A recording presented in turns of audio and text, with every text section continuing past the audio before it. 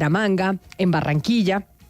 Y sin duda alguna la noticia hoy tiene que ver con el fallecimiento del maestro Fernando Botero a sus 91 años. Y precisamente por eso vámonos en estos momentos a Medellín.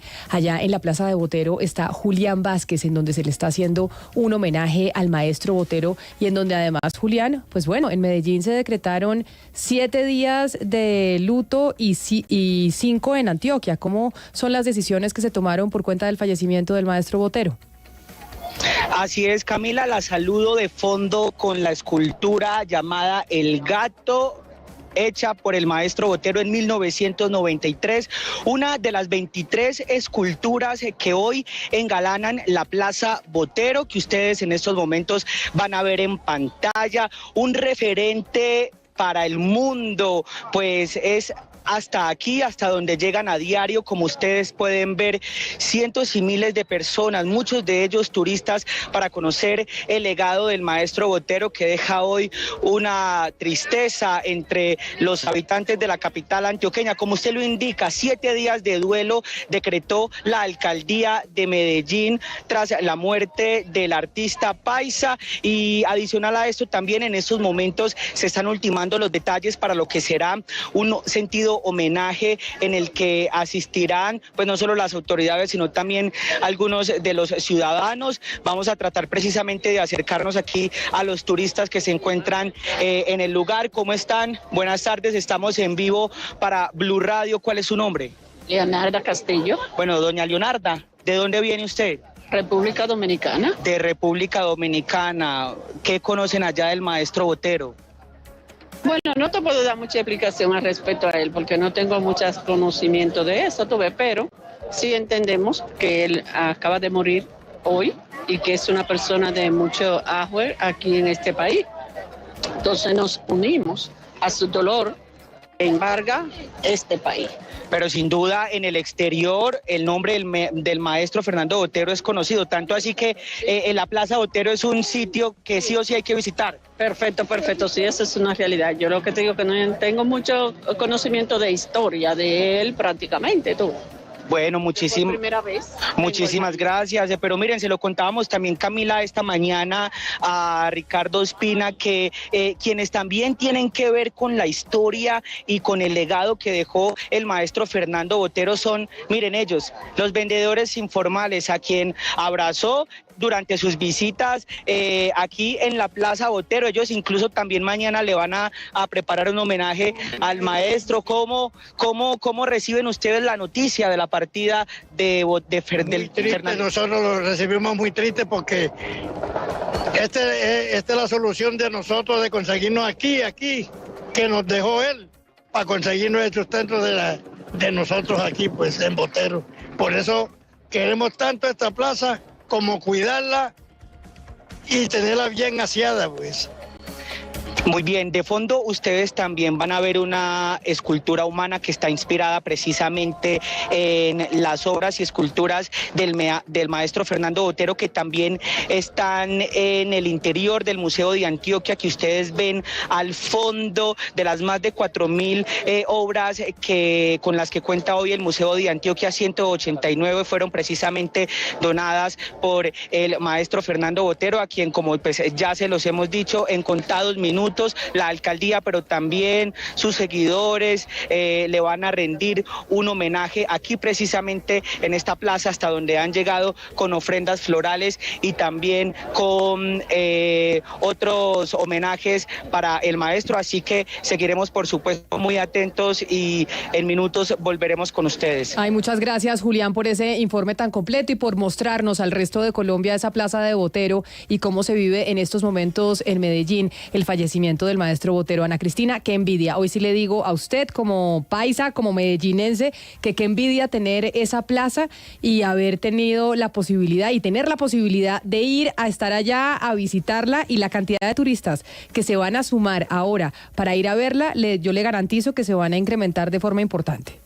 Sí, yo sé, Camila, que es un día triste porque deja de estar el maestro Fernando Botero, pero es un día muy feliz porque fue una vida vivida de una manera muy hermosa. Fue una persona absolutamente linda, generosa con Medellín. Recordemos que pues muchas veces vi en distintas oportunidades vi al maestro Fernando Botero en el Colombiano, en las instalaciones del Colombiano, porque él se inició en el Colombiano. La carrera del maestro Fernando Botero precisamente inició como ilustrador del periódico El Colombiano, y hay algunas cosas que son sorprendentes del maestro Fernando Botero. Pues, por ejemplo, ¿cuántos años llevaba viviendo por fuera, Camila, de oyentes? Y usted lo oye hablar y es como si hubiera salido ayer de Medellín, del Parque Berrío, o sea, hablando paisa siempre, o sea, nunca se le quitó el acento paisa. Me cuentan por aquí amigos de él que le gustaba el aguardiente y decía la muestra más, me dicen por acá, la muestra más paisa de Fernando Botero es que todavía comía frijoles por la noche, le encantaba comer frijoles. Y hay una serie de datos importantes sobre el maestro Botero y que es muy bonito recordar. Y es que él hace parte de todo ese acervo cultural y artístico hermoso que tiene Antioquia, donde está, por ejemplo, la maestra Débora Arango, el filósofo Fernando González, escritores como Tomás Carrasquilla o pianistas como Teresita Gómez. Y hay una amistad muy bonita que tuvo Fernando Botero. Él nunca fue nadaísta, pero él tuvo una amistad muy bonita con el poeta Gonzalo Arango. Y hay un pedacito que le quiero leer, Camila, que dice: querido Fernando Botero, le escribió Gonzalo Arango a Botero, querido Fernando Botero, la fama te ha vuelto tan invisible que para verte tengo que apelar a la máquina de escribir. Y aún así, no sé si te alcanzo. Me gustaría tanto darte un abrazo y tomarnos un aguardiente. Si no, un fuerte abrazo. Ay, qué belleza, ya huevo y todo, Ana Cristina. Sí, es una belleza.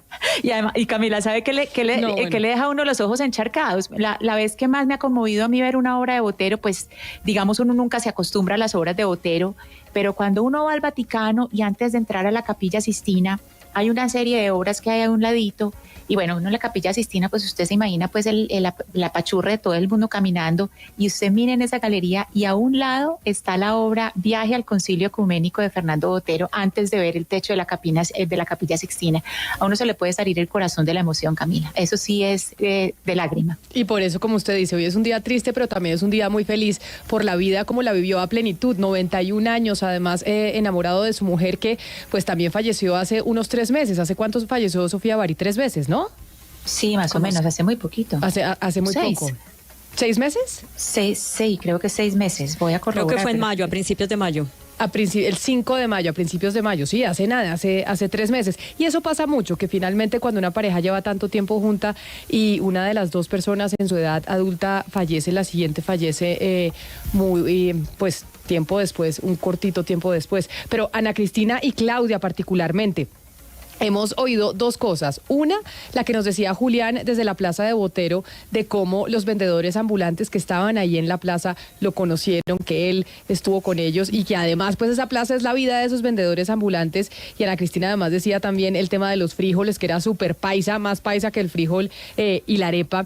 Claudia, usted alguna vez lo entrevistó y habló con sus hijos sobre esa infancia de ellos con su papá, cuando no era este artista famoso y cuando no tenía pues los recursos económicos con los que murió, y que le dio la posibilidad de tener una vida supremamente acomodada y de donarle tantas cosas a Medellín y a Colombia.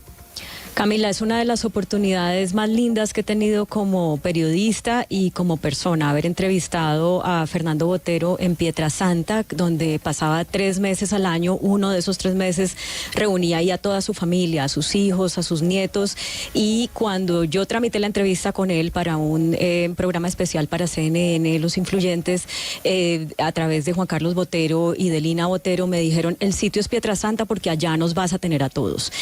Y entonces empieza uno a sumergirse en lo que fue la historia de él desde muy joven.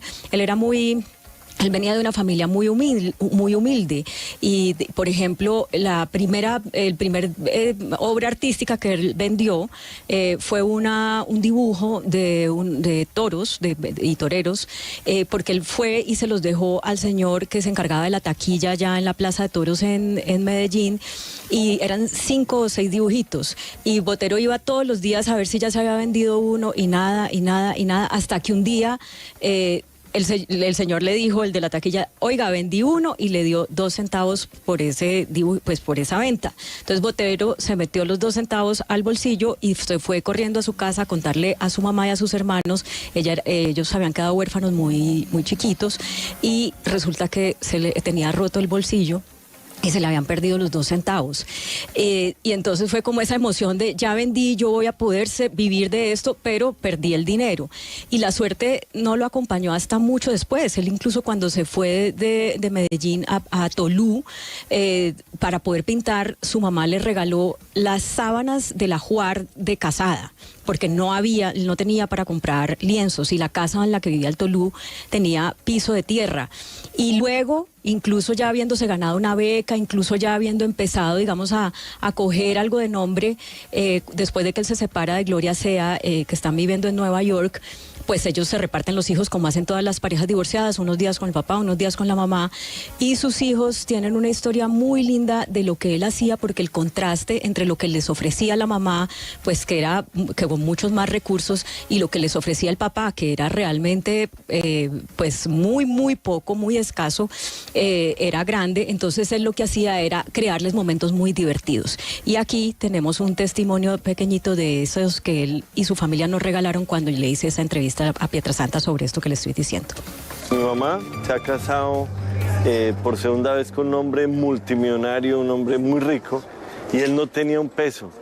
Y sin embargo, creó a través de su imaginación todo un mundo para nosotros. Por ejemplo, tenía un apartamento muy pequeño, una parte fea de Manhattan, y salíamos de noche a los basureros a encontrar pedazos de aluminio, de metal, y con eso nos hacía armaduras y espadas. Y increíble. Mi mamá nos regalaba trenes eléctricos de centenares de dólares, y él hacía eso, y gozamos mucho más con lo que él nos hacía. Nos llevaba de noche al cementerio, y él se paraba en el carro pues a la entrada del cementerio y decía, bueno, vamos a ver quién llega hasta la última tumba, la toca y regresa. Y obviamente pues eso era el sufrimiento más aterrador, pero yo creo que él sufría más de quedarse solo a la entrada. Vamos a preparar esta noche sopa, pero es sopa de ojos. No se van a comer los ojos. Entonces lo que hacía era que cogía las esculturas, tenían unas esculturas que hacían en esa época, tenían unos ojos de vidrio que parecían de verdad, y los echaban, preparaban, calentaban una lata de sopa de tomate y echaban los ojos ahí. Entonces uno se tomaba la sopa mirándola a uno, pero esto era una cosa alucinante, aterradora, inolvidable. Y la magia no acabó cuando llegó la bonanza. Replicó con sus nietos lo que había hecho con sus hijos. A cada uno los llevaba en diferentes momentos a su estudio a pintar. Les decía, yo necesito un pintor chiquito porque no puedo pintar la parte de abajo de estos cuadros. La parte de abajo le ponía un barniz, especial, en forma que ellos pintaban ahí. Entonces empezaban a entregar los pintadores, desastres ahí, pero yo sabía que el barniz se podía trabajar no más que media hora porque no se quedaba permanente. No, yo con el reloj en la mano angustiadísimo. A la media hora decía, bueno, no, ahora sí ya quedó fantástico el cuadro. Y entonces iba, bueno, ya se van ustedes, trata de tu trapo, borrar todo.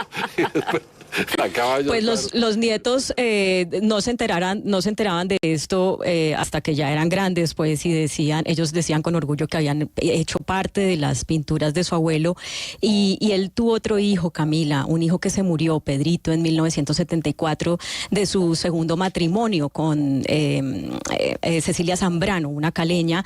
Se murió en un accidente de tránsito en España, y eso fue muy terrible, la tristeza de Botero. Hay una buena parte de su obra dedicada a pintar a Pedrito a caballo y Pedrito jugando y en fin. Pero de ese accidente de tránsito, el maestro Botero casi pierde su mano derecha. Imagínense lo que eso hubiera significado. Era 1974 apenas. Y lo tuvieron que operar para salvarle la mano, y finalmente le amputaron la mitad de uno de sus dedos meñiques. Mucha gente no sabe eso, que Botero no tenía la mitad de uno de sus dedos meñiques. Y bueno, él pudo como hacer el duelo pintando a Pedrito, porque se encerró a pintar mucho tiempo para hacer el duelo de ese dolor de la pérdida de su hijo. Pero qué belleza ese tratamiento y esa relación con sus hijos y con sus nietos, finalmente un artista. Pero ya que estamos hablando del fallecimiento del maestro Botero, uno de los artistas más cercanos a Fernando Botero y con cuya obra se inauguró en el pasado mes de junio la Casa Botero en Cartagena, es el maestro David Mansur, y él se encuentra también conectado con nosotros a esta hora en Mañanas Blue. Maestro Mansur, bienvenido, mil gracias por aceptar esta invitación hoy, que como decía mi compañera Ana Cristina Restrepo, es un día muy triste porque pues fallece Fernando Botero, pero también un día muy feliz por reconocer esa vida tan maravillosa que tuvo y todo lo que nos dejó a nosotros los colombianos y al mundo. Gracias por atendernos. Gracias. estoy a la orden y estaba oyendo todos los detalles que yo no conocía sobre Fernando. Yo tengo mucho que decir ya sobre su estilo, sobre su manera de ser, sobre su disciplina. Yo en realidad estuve muy cerca de él en el año 1961 a 1964. Ambos llegamos a Nueva York. Él venía un poco deprimido y se fue animando. Ahí conoció a Cecilia Zambrano. Yo tenía mi gran amiga que era Marina Ospina, compañera, y había un tercer personaje que era Meneghetti, un crítico y artista uruguayo del taller de Torres García, que fue y nos acompañó y a veces nos cuestionaba a dónde íbamos. Por ejemplo, Fernando mostraba una absoluta seguridad en cuanto a su temática y a su postura conceptual en la expresión de agrandamiento o de sentido heroico que le daba las proporciones de la figura. Esto generalmente, y a él lo molestaba, que llamaran gordas. No eran gordas, era una expresión natural sobre la realidad. En cuanto a temática, siempre fue muy popular y muy ligada a Colombia. Por otro lado, Fernando siempre tenía una constante. Cuando yo lo conocí en la calle McDougall de Village en Nueva York, una calle muy ruinosa, él tenía un pequeño apartamento. Ahí pintó La familia de Manteña, que fue el cuadro que empezó a darle mucha publicidad, ya que lo adquirió Hitchcock para su museo. A partir de ahí, Fernando fue subiendo hasta llegar a donde donde murió hoy en día, que es Mónaco. Pero Fernando siempre fue constante a su sentido de colombiano y casi yo diría a su sentido antioqueño. Las prostitutas, los vendedores, las vendedoras de tienda, la gente de la calle, esto fue siempre primordial. Y en esta temática llega Fernando a poner a Colombia el nombre muy alto cuando exhibe en los Campos Elíseos de París aquella gran muestra de esculturas a todo lo largo de la avenida, creando un sentido muy emocional para Colombia y subiendo el nombre de Colombia a muy por lo alto cuando Colombia estaba necesitando urgentemente algo positivo, y esto se le debe a Fernando. Maestro Mansur, usted ha recordado con gran certeza que el maestro Botero decía que él no pintaba gordas, que él lo que hacía era algo con respecto al volumen, y que si él hubiera pintado gordas, se había visto como la única gorda que pintó, que le voy a pedir a la producción que me ayuden, aquí está. Esta es una pintura que se llama Mujer Gorda, la hizo en 2007, de lápiz sobre papel, para una serie sobre el circo. Y entonces él estaba como un poco cansado, aunque sabía que era inevitable, de que la gente dijera que él pintaba gordas, porque él lo que decía es, si yo pinto una gorda, se va a ver es como esta señora que se ve como tumefacta, como que no hay belleza ahí, y lo que yo pinto es belleza, es bello, da placer. Yo quisiera que usted nos hablara un poco más de esa diferenciación que él hacía y que finalmente pues ya pasó a la historia como el pintor que hacía gordas, pero eso no era lo que él hacía. A Fernando no le gustaba nada esa palabra que le dijeran que pintaba gordas. Si es en realidad, como artista, se trataba de una expresión sobre la proporción normal a una proporción irreal o puramente plástica, que hacía que se engrandaran las formas, a veces con un sentido casi heroico. Era tan fiel a todo esto Fernando, que de la pintura saltó con gran naturalidad a la escultura, porque pudo sentir en sus manos el volumen de lo grande, y así fue. O sea, en la temática, como lo dije antes, fue propiamente muy popular, pero ya a la hora de la expresión fue muy universal, creando esta especie de estilo del agrandamiento que lo llevó hasta el final y que del cual hizo maravillas de obras. Y vuelvo a repetir, el momento más importante fue la muestra en París de que hablé antes. De manera que nada de gordas, sino expresión corporal sobre las proporciones. Esto lo llevó a su estilo y este estilo siempre lo recordará y lo recordaremos a Fernando como un gran pintor. Maestro, eso que usted dice, este estilo de expresión corporal de grandes proporciones, pues muchos digamos que lo comparan el momento en el que él descubre este estilo que es su sello de carrera, como por ejemplo con Picasso, cuando encuentra y florece con el cubismo. Pero yo quiero que de pronto usted me cuente un poco más cómo descubrió él este estilo, cómo llegó a fascinarse con este estilo, cómo se encontraron de pronto para llegar a ese éxito artístico, pues del cual todos hemos sido testigos. Es muy difícil contestar esto porque en el fondo yo no vi, yo fuera de los años que yo mencioné ahora, de 1961-64, el proceso de un artista es normal, pero aquí han habido cosas que lo han hecho cambiar mucho, como por ejemplo fue, como oí ahora muy bien expuesto, la muerte de su hijo Pedrito, que le marcó, yo diría un cambio, ya que en ese momento se dedicó a pintar transformaciones del retrato de su hijo, casi en una forma obsesiva. Este proceso evolutivo se me escapa porque en el fondo es muy larga la historia de Fernando. Yo a Fernando no lo volví a ver sino años después en Colombia, en Tucurinca, en una finca que tenía en la sabana, y hablábamos de todo, pero generalmente nunca hablamos de estilos, un lenguaje entre pintores, nunca lo tuve con él a ese nivel.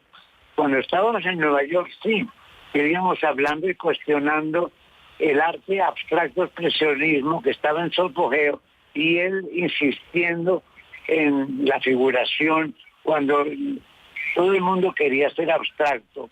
En eso me pareció admirable porque se mantuvo firme en ser figurativo y ese figurativismo lo llevó a una gran pintura que se transformó también en una gran escultura. Sí, maestro Mansur, dentro de ese arte figurativo no solamente estaba pues lo que él reproducía o veía del mundo, sino que también hubo obras con una intención política en la mitad de reproducción de lo que, o su mirada, no reproducción, sino su mirada sobre lo que estaba pasando y con una crítica política. De esas obras de crítica política, ¿usted llegó a hablar con el maestro Botero? ¿Usted qué piensa de esas obras en que él, por ejemplo, reproduce la violencia o momentos políticos de la vida colombiana? Sí, yo me acuerdo como testigo, esta obsesión por pintar estos dictadores generales, que hacían retratos de dictadores hipotéticos, pero muy aplicables a ciertos dictadores. Luego con el tiempo fue evolucionando y cuando pasó lo de las Torres Gemelas y todo esto, vino una serie de obras que conocí por información, ya no por él, sobre el martirio de los presos, cómo se los castigaba, lo pintó, también hizo una variante sobre la pasión de Cristo que me pareció admirable. Fernando tenía lo que tenemos todos los colombianos, especialmente los de origen antioqueño, que era cierta connotación con los pasajes de la iglesia, de Cristo, de todo eso. Y además es famoso por su famosa monja que está en el Palacio de Nariño. Sí, maestro Mansur, a propósito de esa obra, digamos, sobre violencia y que no solamente fue respecto a Colombia, sino que hay una muy famosa que es la de Abu Ghraib, la de los presos en las cárceles de Abu Ghraib y las vejámenes a los presos. Es importante recordar que el maestro Botero no vendió esas obras. Él donó buena parte de esas obras, creo que fue a la Universidad de Berkeley en California, porque él decía que era mejor dicho, que no era ético lucrarse con algo que partía del dolor ajeno. Entonces, además de la generosidad que hemos resaltado toda la mañana, porque él donó más de 600 obras de él y de otros grandes artistas, por ejemplo, estaba esto también, de no cobrar por esas obras de la violencia. Pero mire, yo lo quiero invitar a que veamos un pedacito de la entrevista que tuve la oportunidad de hacerle hace unos años, en el que él habla de por qué dejó de financiar el premio para la Fundación de Jóvenes Artistas de Colombia. Este es un premio que solamente él lo financió entre 2005 y 2008, daba 100 millones de pesos al ganador, pero no le gustó esa experiencia. Escuchemos eso y ahorita me gustaría tener un comentario suyo al respecto. Su espíritu filantrópico ha sido puesto a prueba varias veces, como cuando uno de los ganadores del premio Botero no lo usó para seguir estudiando arte, sino para comprarse cosas como un auto. Yo prefiero ayudarle a gente que tenga ya una clara idea de algo que quiere estar, que ya lo está haciendo, etcétera, pero fue una desilusión todo eso del premio Botero, fue una desilusión total, que no quiero volver a saber de ese tipo de... O cuando un grupo de terroristas hizo estallar una bomba en el Parque San Antonio de Medellín, donde estaba instalada su Paloma de la Paz, lo que le causó la muerte a 29 personas. El artista donó una nueva, con la condición de que dejara... Sobre ese pedazo que oíamos, maestro Mansur, él decía también que lo que pasa es que todas esas formas de arte conceptual, como el performance y otros, las instalaciones, pues que no le parecían y se ofendió mucho. Por ejemplo, cuando había exposiciones en grandes museos de un hombre martillándose un pene o una persona defecando, o decía, eso no tiene nada que ver con el arte, porque el arte puede ser contestatario y crítico, pero tiene que ser bello. No sé si usted tuvo la oportunidad de hablar con él sobre eso o nos quiere compartir algo al respecto. Sí, hablamos. Bueno, lo que tú estás diciendo es prácticamente cierto. Yo con él, ese tipo de lenguaje lo tuve precisamente con Meneghetti en Nueva York, cuando estaba todo su apogeo el arte abstracto expresionista. Él dice, la palabra no es detestar, pero sí, no le interesaba para nada los planteamientos. Y con el tiempo, como tú lo dijiste ahora, él puso de lado, él manejó un premio, y cuando vio que el premio se iba hacia cosas filosóficas del arte, como las instalaciones, los performances, todo eso, dijo, no, yo no sigo, eso lo digo yo, porque no hablé con él, pero me imagino que él dijo, no, yo no voy a apoyar estas cosas tan etéreas, tan rápidas y tan modernistas, porque el arte figurativo, como eso sí lo decía él, es el único arte que valga y que perdura y que uno siente. Y yo personalmente estoy de acuerdo con Fernando. Maestro Mansur, a propósito de digamos, ese cuidado que tenía Botero con el arte y con la técnica, pues él tiene dos influencias muy importantes. Uno, la de los muralistas mexicanos, que le muestran a él que pintar sobre lo local es válido, que tiene una importancia, que puede tener una figuración mundial, un buen recibimiento mundial, pero que se tiene que hacer con una técnica universal, que en el caso de él fue muy inspirada en Pietro de la Francesca, pintor del Renacimiento, y él se inspira mucho en eso, como en esos pintores italianos del Renacimiento, para poder convertir la temática local en algo pues muy universal, y le funciona, y bueno, se vuelve un grande. Que no sé si me está oyendo, maestro, y quisiera saber sobre eso, ¿cuál es su opinión? Bueno, mi opinión es muy sencilla.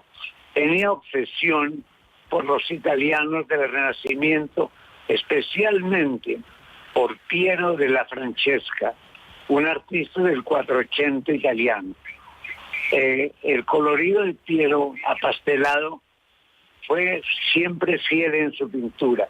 No lo copió, pero le sirvió de espíritu para sus cuadros. Lo mismo Ingres, el pintor francés, lo mismo Rubens. En fin, ese aspecto, como tú lo has dicho ya, le marcó y lo hizo alejarse de todo planteamiento un poco que diría yo arriesgado del arte abiertamente filosófico. Aló. Que adelante, maestro, le estamos oyendo. Que yo oí un ruido raro. Aló. Lo estábamos oyendo y sabemos que usted perdió contacto con el maestro Botero desde hace mucho tiempo, pero si ahorita le decimos cuál es el legado de él, que es de su misma generación, para los pintores de ahora, para los artistas de ahora, ¿usted cómo lo resumiría? Yo diría que el arte, ante todo, no debe, que los clásicos no terminaron su obra, y cualquier variante mirando a los clásicos y trayéndolo a la época actual es la mejor propuesta que puede hacer un artista, y ese legado lo deja muy claro Fernando. El arte figurativo no se ha terminado, la pintura de Caballete no se ha terminado, lo que se ha terminado es el talento. Maestro, pero entonces hoy que finalmente tenemos pues esta noticia triste pero feliz también, que nos da la oportunidad de recordar esa vida tan maravillosa y lo que nos dejó el maestro Fernando Botero a los colombianos. Usted, que también es otro de los grandes maestros de la pintura en nuestro país, si tuviéramos que preguntarle qué fue lo más importante, porque hemos hablado de muchas cosas, pero qué fue lo más importante que le dejó Botero al arte colombiano, ¿usted qué diría? Bueno, le dejó precisamente la insistencia, primero, que un artista tiene que ser disciplinado. Esa falsa bohemia no es condición del artista. Fernando fue un ejemplo de absolutamente capacidad de trabajo, de disciplina, entre todo. Segundo, dejó una obra constante con insistencia en que lo figurativo será siempre la temática base del arte. Y de todo esto, espero que las generaciones futuras de Colombia entiendan y produzcan de pronto variaciones, como es natural, sobre lo que dejó Fernando como legado para Colombia. Pues maestro David Mansur, qué placer poder haber tenido la oportunidad de hablar con usted el día de hoy y sobre todo en un día tan importante como este, en donde pues le estamos rindiendo homenaje al maestro Fernando Botero en su fallecimiento a los 91 años. Mil gracias por haber estado nuevamente con nosotros aquí en Mañanas Blue. Para usted, un feliz resto de día. Gracias a ustedes y gracias y un gran saludo a toda la audiencia de Blue Radio. Un saludo muy especial, 12 del día, 50 minutos. El maestro David Mansur, que tiene, Claudia, 93 años, tiene el maestro Mansur, ¿no? Y sí, está perfectamente lúcido. ¿Qué tal su última respuesta? Esa falsa bohemia no existe. El artista tiene que ser disciplinado y tiene que trabajar también para poder llegar a ser exitoso y pasar a la historia como lo ha hecho Fernando Botero. Y la que nos dijo antes, la pintura de Caballete no se ha terminado, lo que se ha terminado es el talento. Es que esta es otra generación, Camila, que vivió el arte de una manera muy distinta a como se ve hoy y que han sido unos trabajadores incansables, porque si algo identifica o más bien, digamos, tiene el mismo común denominador en Fernando Botero que en David Mansur es la capacidad de trabajo. David Mansur todavía trabaja, pero allá en Barichara usted no se imagina lo que es eso. Entonces, pues es muy bello poder tener este testimonio vivo de Mansur a propósito de Botero. Pero mire, pero por eso está así como está, porque acuérdese lo que nos decía ayer nuestro especialista.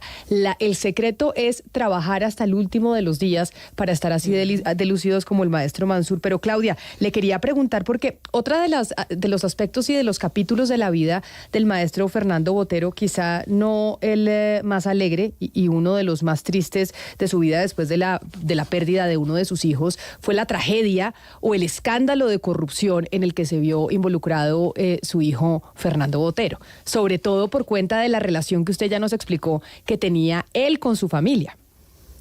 Claro, es que él viene de una familia paisa y pues todos sabemos lo que son las familias, lo que es para un paisa su familia.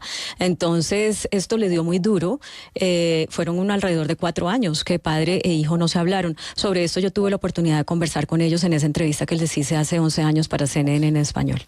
¿Cómo cambió la relación de ustedes a raíz del tema del proceso 8000 por el cual usted tuvo que estar en la cárcel unos años? A ver, ahí, digamos, no tuvimos relación. durante 4 años, realmente no nos hablamos para nada. Y pues yo le pedí disculpas por todos los problemas que le había causado a él y a la familia. Y a raíz de esas disculpas mías, como que reanudamos la relación. Él tuvo su castigo en el sentido de que, además de que estuvo detenido, que fue, pues, no fue una experiencia agradable, es el hecho que ha tenido que alejarse de la política, porque él desde muy niño leía discursos de grandes, de Churchill, de Israel, y yo siempre lo veía con libros de política toda la vida, desde que tenía 13, 14 años. Y eso fue su verdadera vocación. Entonces el hecho de que haya tenido que abandonar la política, como que me hubieran dicho a mí, usted tiene que abandonar la pintura, pues no habría habido un castigo más grande para mí que no poder pintar. Pues. ¿Usted pintó ese dolor, esa decepción? ¿Nunca le provocó como desahogar? No me inspiró ninguna obra, era imposible. Volver eso en pintura no tenía ni sentido ni posibilidades. Yo tenía, Camila, muchas preguntas sobre cómo plantearle esa pregunta, o sea, me hacía a mí misma como periodista muchas preguntas sobre cómo plantearle esa pregunta al maestro Botero, que había sido tan generoso de recibirme en su casa, con su familia. De pronto pensaba, le voy a causar pues una incomodidad, pero él tenía esa respuesta, no sé si se le habían hecho la pregunta antes en una entrevista periodística, pero él tenía esa respuesta como muy, muy clara, así como ustedes lo acaban de oír, y su generosidad, pues, y su sabiduría, creo yo, lo llevaba a que eso no convertía, o sea, él no se sentía atacado con eso, sino que aprovechaba para dar un mensaje que además creo que nos sirve a todos, ¿no? El peor castigo que puede tener una persona, pues, es no poder seguir haciendo lo que le gusta. En este caso, su hijo no pudo seguir haciendo política. Muy, muy generoso el maestro Botero. Yo tengo gratos recuerdos de esos 3 días que tuve la oportunidad de perseguirlo a él y a su familia y de que me abrieran las puertas de su casa, Camila. Solo para hacer un breve recuento de la familia de Fernando Botero, él nació en Medellín, hijo de un matrimonio, del matrimonio de David Botero Mejía y Flor Angula de Jaramillo. Eran 3 hermanos y después él se casa en 1955. El maestro Fernando Botero se casa con Gloria Sea. Sus hijos, los 3 son muy conocidos, pues Fernando Botero muy, muy conocido en el espectro nacional. Lina, en el espectro político. Lina Botero, que los que fuimos 80, o sea, Lina Botero nos acompañó en todos los 80 con el programa que tenía de rock. Y Juan Carlos Botero, que es un gran escritor. En 1964 se casa con Cecilia Zambrano, con quien tiene su hijo Pedrito. Pedro pues muere en este accidente tan triste. Y en 1978 se casa con Sofía Bari, quien termina siendo su compañera del resto de su vida y el amor de su vida. Pero Camila, Claudia, oyentes, yo quisiera comentar algo pequeño con respecto a lo último que dijo, tan importante el maestro David Mansur, cuando él se refiere al arte y a la falsa bohemia del artista. Él se refiere aquí a algo que han dicho muchos de los mejores artistas de la historia, y es sobre la disciplina del artista. Es decir, que no es solamente que a usted le guste y el solle del arte, sino que hay que tener una disciplina. Lo que decía Balzac sobre escribir, Balzac decía, para escribir bien hay que poner el culo en la silla, siéntese a escribir, que ahí es donde tiene que ser, en la disciplina de la escritura. Y también un poco evocar lo que decía Flaubert de Madame Bovary, cuando él decía, Madame Bovary soy yo. Fernando Botero era así, su obra era él mismo era su obra donde iba, y creo que esos son como las grandes, el gran legado de él para los artistas. A mí hoy, Ana Cristina, me impresiona mucho ver fotografías de las obras de Botero en donde se refleja la violencia en Colombia. Dedicó muchas de sus pinturas a la violencia que azotaba al país y que sigue azotando a nuestra nación, ¿no? El tema de las masacres, el tema de los grupos armados, del secuestro y demás, pero sobre todo, no sé si Claudia le preguntó en la entrevista por las pinturas que reflejan el momento de la muerte de Pablo Escobar, que entiendo son 2, Claudia. Escobar está muerto, y la muerte de Pablo Escobar, pues para Botero, digamos, representaron críticas de algunos y, digamos, aplausos de otros, unos criticándolo por el hecho de que estaba reflejando un hecho doloroso de la violencia en Colombia, y otros pues diciéndole que Botero lo que estaba haciendo era justamente contándole al mundo sobre esa violencia que estaba azotando nuestro país. Creo que son 2 de sus obras sin duda más polémicas. No específicamente de esas dos obras, Hugo Mario, pero sí de lo que él había dedicado, mucho de cómo él se había inspirado en Colombia, en lo positivo y en lo negativo, para hacer obras de gran belleza y para comunicar mensajes que, si bien podían ser críticos, no podían dejar de ser bellos. Pero mira, a propósito de lo que decía Ana Cristina de la disciplina, el maestro Botero vivía, cuando estaba en mejor salud, en varias partes durante el año: en París, en Nueva York, en Montecarlo, en Zihuatanejo, en México, y en Pietrasanta. Y nunca dejaba de trabajar. En París trabajaba en óleo sobre lienzo de gran formato, en Nueva York en cuadros de formato grande, en Montecarlo, que era una residencia que le dejó el príncipe Rainiero, acuarelas y dibujo. En Zihuatanejo, en un hotel en el Pacífico, hacía bocetos, y en Pietrasanta hacía esculturas. O sea, era una cosa obsesiva por el trabajo, y como dijo su hija más temprano, hasta el sábado de la semana pasada estaba trabajando. Pues qué maravilla, el maestro Fernando Botero hoy nos deja a sus 91 años, y por eso queríamos seguir haciendo este homenaje a su vida, a su obra y obviamente a todo su legado. Son las 12 del día, 58 minutos, y antes de irnos y de hacer una pausa, don Lucas San Pedro, tengo una duda, porque ustedes